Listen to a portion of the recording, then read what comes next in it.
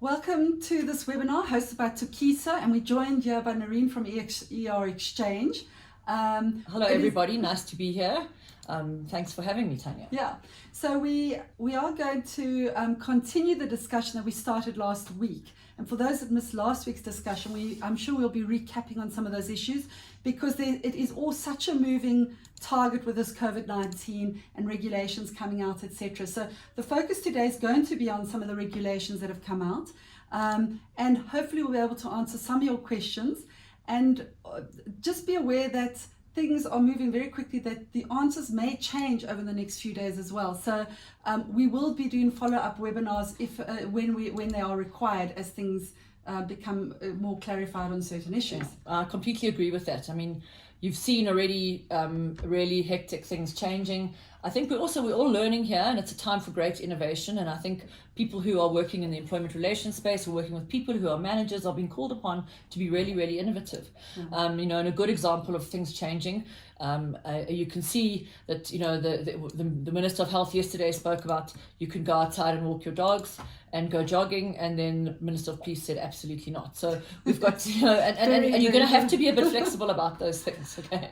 Also, just so you know, Noreen and I are practicing social distancing, as you can see on the camera. So we've gone ahead and put up a presentation so it won't look odd. But I trust that as you sit right now, you're necessary 1.5-2 meters away from the respective person near you, and that we are certainly at Tokiso practicing all the measures that we have been preaching over the last couple of weeks. So moving straight into the presentation. Oh, by the way, for those that don't know how this works, there is an opportunity at the bottom of your screen to ask any questions. Feel free to ask any questions you may have during the course of these this presentation. We will come to your questions at the end and try and answer as many as possible. And just so you know that this webinar will be up on our website and on Noreen's website hopefully by tomorrow morning for those that didn't manage to catch it. So let's move on. You'll see we've put up the list of regulations there. As you can see, they are numerous. We are not going to go through all of them. We are only going to focus on the ones that we believe are relevant for the workplace environment. So if you want to go and read all of them, it is overwhelming, the amount of information and how quickly regulations are coming up. But we're really going to be focusing on UIF and occupational health and safety. Okay, so let's move on to the next slide. And Noreen, what's important is that we've talked a little bit about how things have been going and what's happened. Now what's happened is the Unemployment Insurance Fund, as part of government and under the banner of the Department of Employment and Labour, have over the weekend they released UIF regulations, and they've got various things that deal with it. I think the most important thing to know are the two things that we probably want to cover, and that is that they've created a national disaster benefit. What does this mean? It means that notwithstanding who you are, and even if your company isn't registered for UIF, you will be able to apply for your company to be able to get the benefit for your employees in the shutdown period to get salaries paid. You would get either in terms of the formula that they apply or the national minimum wage payment, which is currently at 3,500 Rand. Obviously, and I've spoken to the UIF Commissioner, he says that they will assist your employees even if you're not registered, and we'll deal with the employers later. Okay, but the intention is to actually try and make sure that people actually have some kind of benefit in relation to that. So the best and most easy way to implement that, I happen to know they're quite overwhelmed, is that they've set up an unemployment insurance fund task team who will be a national response team who would actually prefer it if you didn't just get all your employees to fill out their forms, send them in and go from the process here, etc. They will actually assist you if you call them to your workplace, and they will try and help you fill out the forms and process it quickly. Their intention and idea, once they've verified everything as quickly as possible, is to actually pay the employer, and the employer is then going to pay the fees or the salaries that you've got to the employees to make it a far quicker process, etc. Obviously, the delay is going to come if there are verification issues required or fraudulent issues, and you're unable to show any kind of workplace. So we'll have to show that you are employed, that you've got some kind of certificate, and those kind of things that are going to come out. It'll become a problem if you don't have a real letter of appointment or don't have some kind of pay slip or something to show that you're employed. Can I just say that this fund is specifically for those employers who are unable to pay? Yeah. That's my understanding Absolutely. at this point in time. It may change, but that seems to be the situation. And that is what it is, and especially in this closing period, because there are two things that some employers have done. Some employers have, this is what we've seen, and I've been giving advice on. Some employers have elected to basically say no work, no pay. Some employers are paying full salary and saying to everybody, please, this is our time to recognize you. Some employers, and let's be fair, as much as we want to criticize employers, they just can't afford to do it. Our country's economy has been in a difficult situation, and this is to try and come in there and try and support them in relation to that. So what is it doing? It's saying you can apply here. You're not going to get the full amount, but it can help you to some degree. Likewise, you can also have ended up maybe, let's say after 21 days, you have to put your workers on short time. I want to remind everybody, I touched on this a bit last week, but just let's remember that if you put people on short time, the UIF also recognizes the fact that you might go from working 5 days to 3 days, and then you can also claim for the 2 days pay out of the unemployment insurance fund, but that's in a different kind of benefit. I think, Tanya, we also want to talk about sick leave. But yeah, so we're going to get to the sick leave. Just to say that there is a regulation out, but the information that's coming out subsequent to that seems to have shifted on how the claim is going to be made. So I just want to, yes. Can you see this regulation? Okay, everybody, this is the regulation that came out. And you can go to the Department of Labour, Employment and Labour these days, and they will give it to you in relation to that.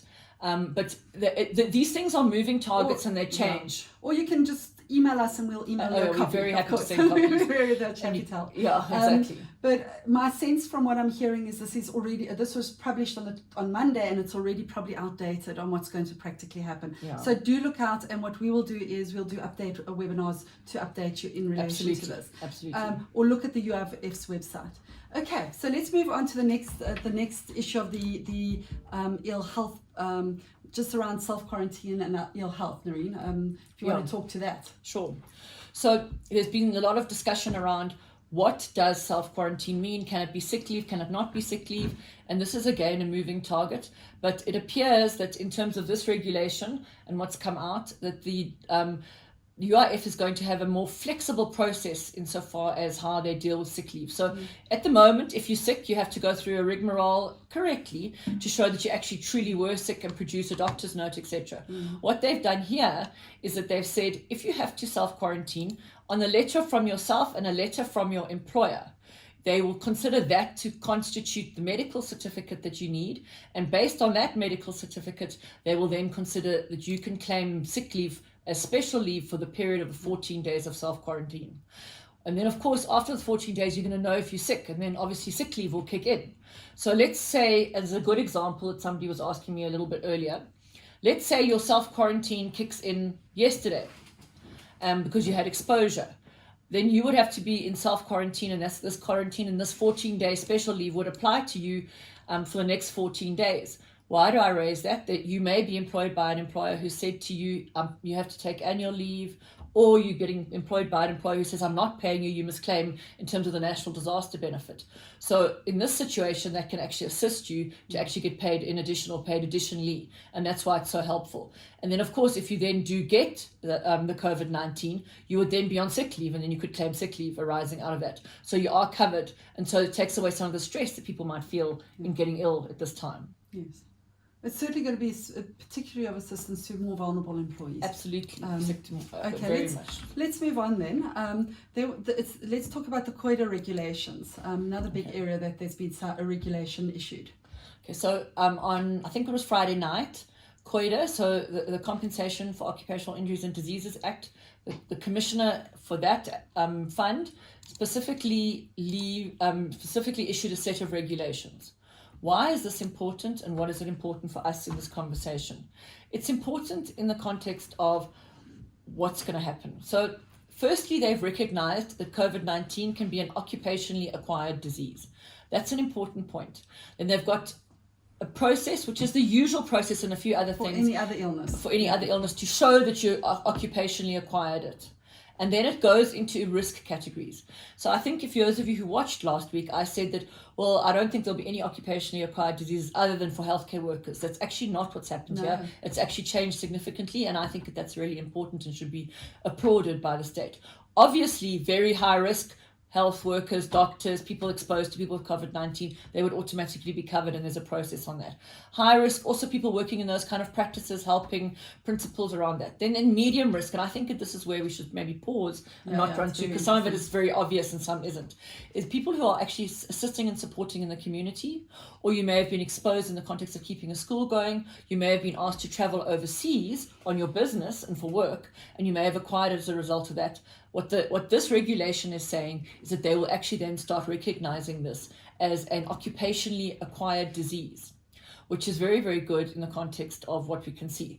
And there obviously are some lower risk categories, which I'll check them up quickly, but I think those are the really important ones. But what they're talking about is people who are actually involved in community issues, maybe even church related or something of that nature, schools. And I think it's an important point, community workers who may be looking after the frail and the aged, who wouldn't necessarily be those support services, who wouldn't be necessarily classified as healthcare workers in the traditional sense of the word. What will they do? You can get a temporary, so they'll recognize two things. If it's seen as an occupationally acquired disease, and they will pay you a compensation for up to 30 days of income, and they will cover you on medical aid in certain instances in relation to that. So certainly, if you have fall into those categories, you can claim. You can, yes. And it's through the compensation fund. Yeah. Just to distinguish that from the UIF. Okay, so there are two funds that fall under the department. So one, just to remind everybody, the Unemployment Insurance Fund is the one you probably all know better, but it's where everybody as an employee in South Africa contributes now, and an amendments were made about 10 or 15 years ago. Even senior employees pay. It's a fund which is very well funded at the moment, and it pays out. It's like a form of social safety net for workers. The compensation fund is really it's a medical aid, a pension fund, a life insurance fund, etc., all made up in one. But what they're looking at, it's got death benefits as well, which and it's people got death often benefits. don't know. So if somebody dies or a family needs to get money after somebody's killed on duty, etc., so that's what we're talking about here. The important thing in this context is that they are recognizing two things. So, and there's a slight contradiction I want to flag to everybody that, so the one set of regulations talks about that they're not going to pay the 14-day quarantine. They're only going to pay once you're diagnosed in the compensation fund regulations. But if you remember, and you go back to the previous slide where I said that you could claim for the 14 days as sick leave via the UIF. So 14 days quarantine is not going to be covered by the compensation fund, but it will become covered in terms of the unemployment insurance fund. So while it might seem a bit unfair, they've actually have covered you for both kinds of illness. So let's say you're on 14 days quarantine, you claim for that in terms of the new changed regulations under the UIF. And then if you actually get the disease and it's occupationally acquired, i.e. arising out of your work environment, then the compensation fund is saying that they're recognizing it as a disease. You'll have to follow certain criteria and submit the relevant documents, etc., and that they will actually pay you for the time that you're off. Okay. Let's move on then. Just around the other regulations, which is your known better as the shutdown regulations. Now, there's two sets of regulations. There's the national shutdown regulations, and then there's ones for the provinces as well. And they came out late yesterday, and I thought it worthwhile because this is going to impact absolutely everybody. And there's differing information that's coming out. So we thought we'd clarify our understanding of how we see it. And it may shift because, as Narina has already pointed out, things have shifted from yesterday morning to yesterday evening in relation to taking your dog for a walk. So it is a complete shutdown.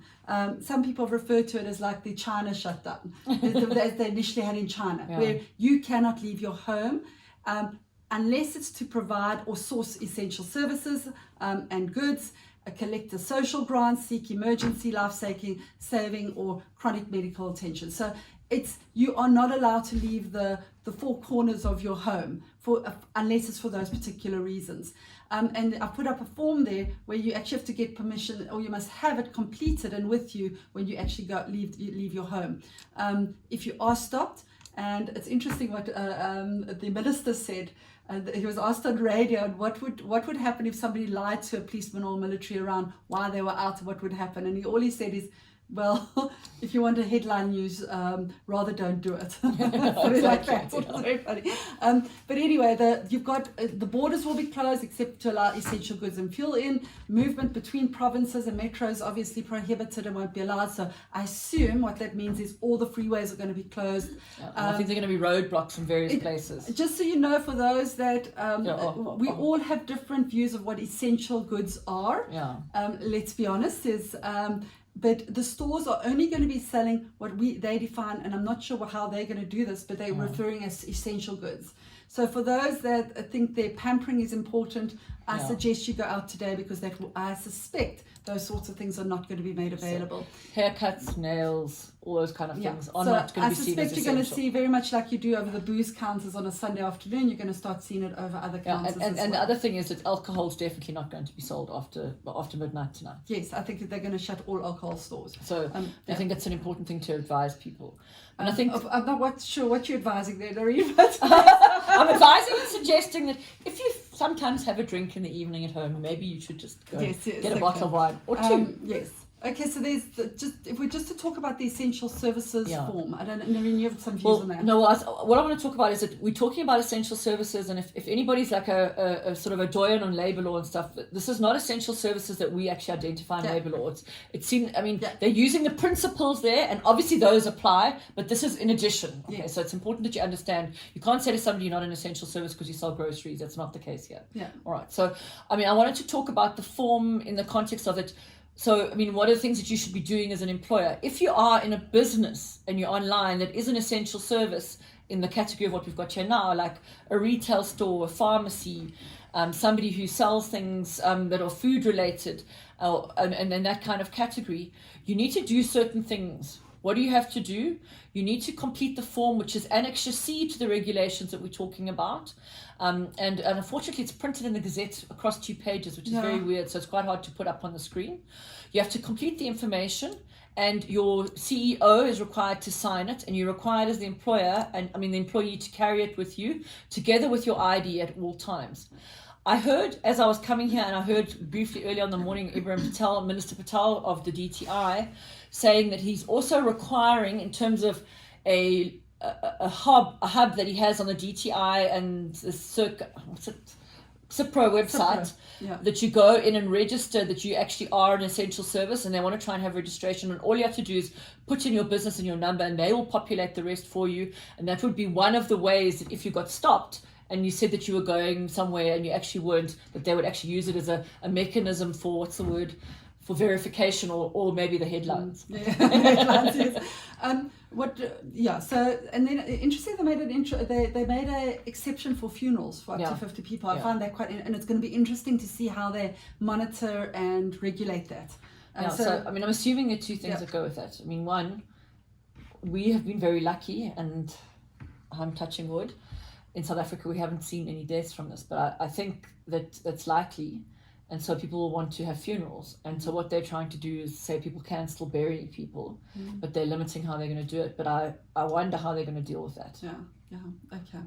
I've also seen, Tanya, that this morning that they are going to stream live across many, many TV channels, different Easter services or whatever religious services that you see around that long weekend that's coming up. Yes, I've seen that as well. And I think that makes sense, as I know that's such an important holiday in this country. Let's move on to the next regulation for municipalities. We've spoken about the parks. Essential municipality services to continue. So I do think that they would automatically fall under that category, including waste removal, water, electricity, etc. And if you look in the list on the regulations that Tanya's put up there's a whole long list. And I think it's number 15, because I've been asked this question so many times. It deals with sewage being taken away, your rubbish outside your house being taken away, all those things. That section is addressed. It will still be happening. It will be happening, yes. And provision for vulnerable communities, including potable water and sanitation services. services. I think there's been a lot in the news on how more vulnerable groups, informal settlements, etc., will be assisted. And there's also there's an obligation on municipalities to identify specific hotspot areas and risk areas within each area of South Africa. So the municipality one is also there and worth reading. And let's open. I think at this point, let's just move on. I don't know if you want only to one add little final thing that I wanted to add Yeah. in, mainly because I think there are probably people who are managers and human resource people watching and listening Yeah. to us. There are in some of the regulations talk about, in some instances, they have human resources people must be available, and they do see human resources functions as an essential service in this time to make sure you can assist people, etc. And I do want to flag a little bit what we touched on last week, Tanya. Yeah. And you're seeing it more and more. There are going to be disciplinary issues that arise, and there are going to be processes that have to be followed, and there are going to have to be addressed. And I think we're going to have to be very, very innovative as a sector. And I think in white collar areas it might be easy. We could use Skype, etc., etc.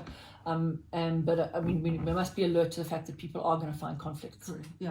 And yet, I agree. There is going to be a lot of unforeseen disputes arising over the next few weeks.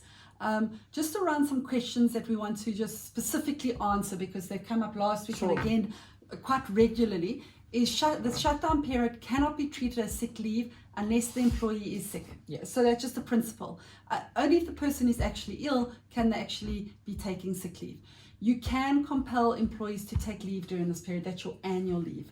So there are rumors around some wanting to regulate that this cannot be done, but we haven't seen anything as yet happening. And there's, and as I said in the beginning, while it's terrible, but you even heard the president saying to everybody when he finally spoke on Monday night, he's asking employers to please carry on paying, but there's no obligation. Yeah. Yes. And exactly, so it's not an obligation for employers to pay. I'm of the same views. If you're able to pay, most certainly you should. Employers who are not able to pay employees during this period should approach UIF to pay the $3,500 to employees during the shutdown period. Register this online and do it as soon as possible. Absolutely. Don't try and do it manually in the queues. It's going to take too long. Most people have access, most employees these days have access to online services, and you can go onto their website. Next point is you can discipline people during these periods for misconduct and incapacity. I did a webinar at the end of last week on Friday around this. These are exceptional circumstances. You can use online mechanisms to do that. And I suspect we're going to see different kinds of misconduct issues coming up during this period. Around abuse and use of online, and we're probably going to see a spike in online Twitter, people putting adverse stuff onto Facebook, Twitter, etc. Exactly. And I suspect we're going to see some issues arising around that. And I'm hoping everybody's got work from home policies that they've developed, because those are important things. Yes. Okay. And then also, if you are allowed to stipulate working hours and conditions of working from home. So employers can actually say have a policy around it. This is how we're going to implement, and require employers to actually meet those conditions and working hours. So just the thought I'd make in those few comments. Just to add to your thing about making comments on Twitter, etc. I think I've seen many employers have also been going to get dongles and giving extra data, etc., to employees. So I think one of the other things we're likely to see is that somebody's abused that and streamed movies and all the kind of things. Or other more inappropriate items. Inappropriate stuff, exactly. I suspect that. Or all I can say is if there are unions and employees online is please emphasize social media policies, and I trust all companies have social media policies around what's appropriate to put into social media, and there are consequences to your employment relationship should something improper be done, particularly around improper discriminatory matters. And there are some really dodgy stuff that's been going around social media. And by the way, if you're emphasizing your social media policy, also let it come with the fact that in terms of the National Disaster Declaration, spreading fake news or making inappropriate comments is a criminal offence. So if you're saying something about your employer, that's a very good point. It's going to be a problem. Okay, so let's get to the questions. Let's just move to the next slide. Let's go to the questions. They're not up, so there we go. Okay. We're always excited about the questions. Good. Are the would you want to get there? So the first question, Tachalang has asked, are the regulations only if an employer cannot pay the employee's salaries? I assume, do they apply, does the UIF apply only if the employer doesn't pay? The answer is yes. You can only apply for UIF if an employee is not receiving a salary. Yes, but alternatively, if you're saying you're paying some of it, yes, there's also the section in the Act yes, which is about partial payment. So it wouldn't be the national disaster benefit, and which they would maybe pay to the employer, but the principle would be that you could then try and let them say they usually worked 5 days, and now you can only pay them for 3 days. They could try and claim the other 2 days for reduced working hours. So the difference between what you actually paid and what you would have paid in normal circumstances. Yeah. Another question from Poppy is, what if your sick leave allocation is exhausted? Noreen, I think that's you can look. I mean, the answer is going to be simply that if your sick leave allocation is exhausted, you're going to have to find other solutions. Either you're going to have to volunteer to go on unpaid leave, or you're going to have to ask for annual leave. It depends on the nature of your business. So big companies often have special leave. If your sick leave has been exhausted for a specific reason and they realize that you've been ill, maybe they'll be generous and have an extra sick leave process kicked in. But that's also partly why the UIF sick leave process exists. It's actually to claim when your sick leave within your employer is actually exhausted, and you can go and claim from there. Okay, then another question was around the form. Who signs the form? My understanding, you said it's their CEO that signs the form. The CEO of the business must sign the form, and preferably with the business stamp. And that's for essential services to allow you to go and work. As a permit to get you to go through the roadblocks, for want of a better word. Okay, does that answer that question? Where will you find this form? What I'm going to do is, like we said, the forms are a bit unfortunate. Noreen, you're going to have to hold it up because these are your papers. We don't share papers. We're not touching papers. We're not sharing papers. But there are forms in the actual regulations. But what we're going to do is Tokiso, I hope my team is listening, is that what we're going to do is type it up in a usable form, and we'll put it up on our website by the end of today. So can anybody see this? Okay, can they see it? Yes. Okay, I must carry it closer. If you look here on this page, you can see halfway down the page it says Annexure C. That is the form. And it's in the Government Gazette. You can go to Government Online, but it'll be much better to get it off the Tokiso website. And I'll also put it on. In fact, it already is on the ERX website. Yeah. Okay. So fabulous. So that's what we'll do. So that answers the question 4 and 5. So we'll put up the regulation. We'll put the regulation. If you Google it, you'll find it relatively easily. Otherwise, we'll put it up on our website shortly. If I'm a farmer, I need to take livestock to the abattoir feedlot. I am the sole owner and only partner who will sign my essential services form. I think you would. Yeah, you sign it for yourself. You are the CEO. You sign it for yourself. You're signing it in a different legal capacity. Yes. So that is that. I hope that answers your question. Just make sure you've got your form with you and you've got your ID with you. I suggest that anyone who leaves their house keeps their ID with them. Absolutely. I know it's got remnants of apartheid and all that. It's terrible, but unfortunately, as we've heard the ministers explain, it's part of the requirements for the shutdown. Where we can get Form B, it is in the regulation, and I will make it available on our website. Yeah, in the same way, just before I showed everybody earlier, it's the document just before the one on that regulation. Yeah, maybe you want to put it up. Want me to put it up again? Show Form B. Okay, the Form B is Annexure B. Okay, so Annexure B is very useful because it gives you all the regulations and the processes. I hope everybody can see. Can I see it? Everybody, in relation then, if you run your eye down, if you look to number 15, you'll see it says you're going to get your rubbish taken away from your house. Sure, this is an interesting one. Are you allowed to force employees into a negative leave balance? This is a long discussion that's been going on. A lot of companies are doing this. A lot of employers are forcing people to take it as their annual leave. And they're saying it is their annual leave. And they're saying we will let you go into a negative leave balance even if you don't.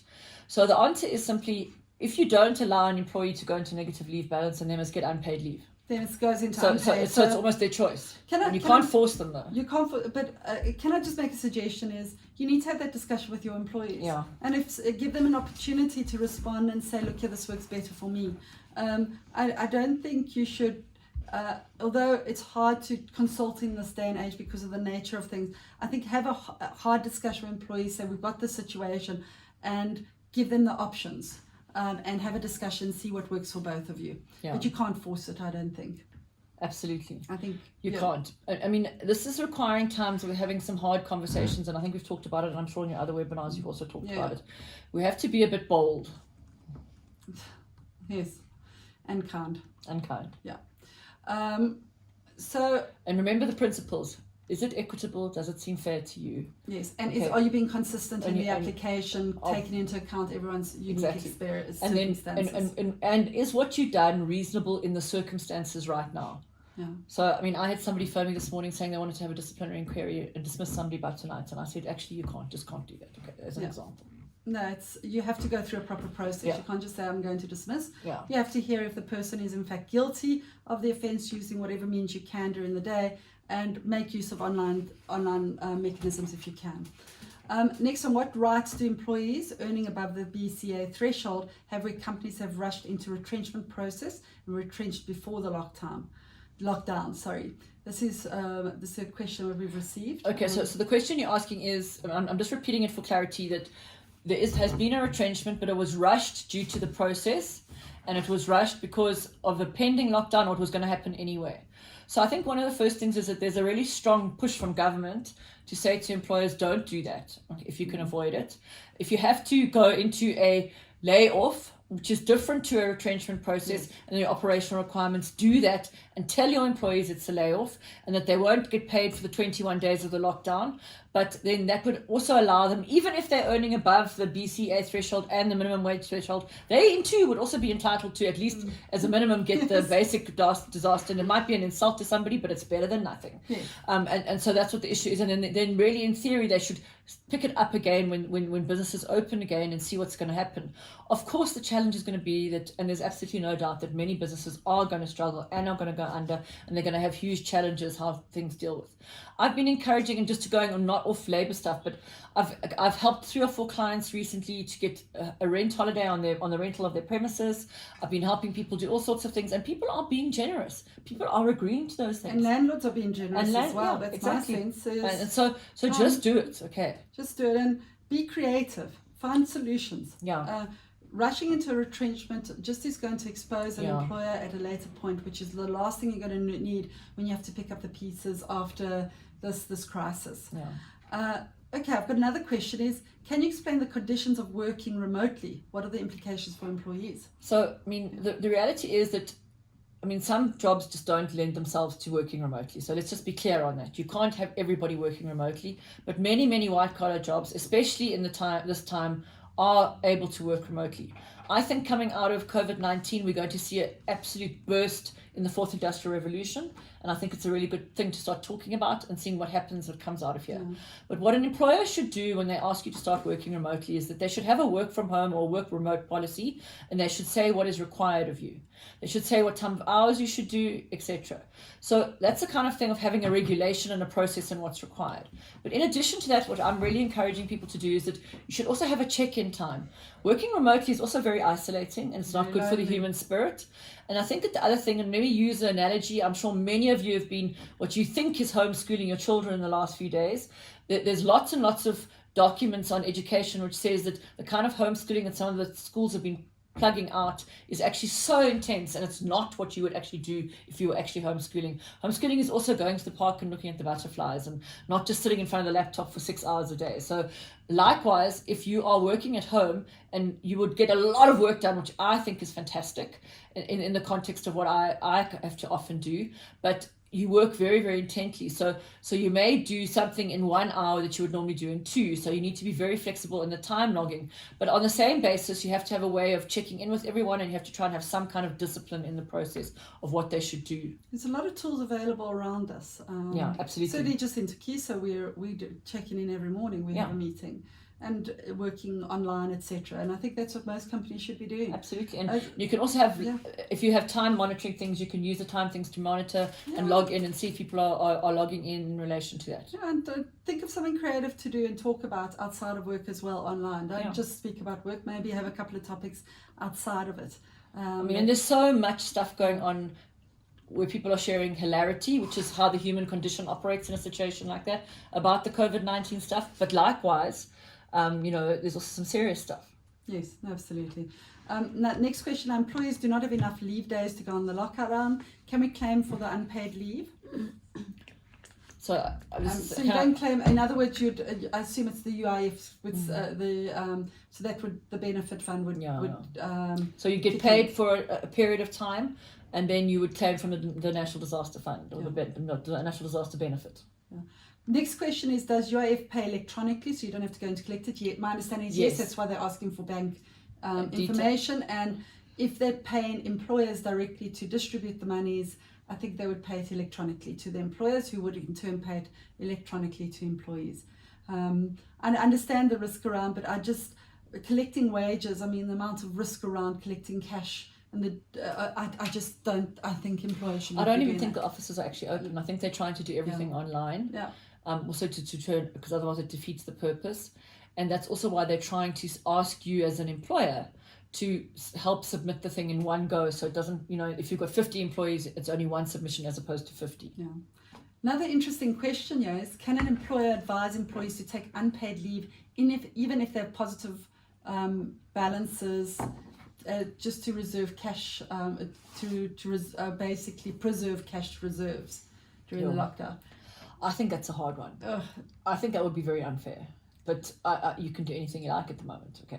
I don't say that, Narina. You might be quoted there. Look, many employers are putting people off and saying that they can't pay and it's unpaid. I do think the other employers who are objecting, other employees who are objecting to saying, why should I take my annual leave now? Yes. So look, your leave, annual leave has to be approved by an employer, so it's at the discretion of the employer. So technically, you can say that. So it is fine to say you have to take unpaid leave during this period. My view again is to emphasize that consult with the employees and find out what works for both of you. Don't simply impose and take a draconian approach to this. People are scared, they're worried, they're anxious. Try to be kind. Yeah. I mean, I agree with Tanya on that, and the other way to try and address it is to try and negotiate a compromise. So maybe half of your leave pay can be paid and the other half not, as a way of trying to help your employer as well. Because in the end, what's important is we actually all want to go back to jobs and actually have the employer still there. Yeah. Next one is: can we allow an employee to resign during lockdown? Sure. Somebody wants to resign. I'm assuming, just taking the principle of BCA that people resign at the end or the beginning of the month. 1st of April, 31st of March is going to be a day people will resign there, but they must comply with the regulations. Absolutely. Yes, absolutely. And can you explain layoff? Yeah, so the word layoff is used colloquially. It's not really a term that's actually used in South African law very much. It's used mainly in the construction industry. But it's used in the construction industry, exactly. And it comes from Britain and America. But what it means is that you're laying off people for a period of time. It doesn't mean you're retrenching them and you're terminating their employment. So for the operational requirements of the employer, you are stopping them working for a period, Yeah, I think that's the best description. Yeah, You've got a better idea. Absolutely. I think that's exactly. So, I mean, let's say if you work in the construction sector and you work in laying bricks, and then the brick section's laid and finished. So they're using a bad word. Okay, laid and laid off. Okay. So laid, they finished being laid, and then it's dried, and you have to go, and then you would then leave. And so, in theory, you're still employed in the context of being a bricklayer, but you're leaving because the bricklaying section is finished. So therefore, you're laid off for that part of the project for now. Yeah. I mean, it's a tricky thing, but what we're saying of here is layoff is that there's a lot of suggestions to say that people must take unpaid leave, which is a kind of layoff for the 21-day lockdown. Yes. Okay. Now, last couple of questions we're going to take is: are UIF payments to employees taxable?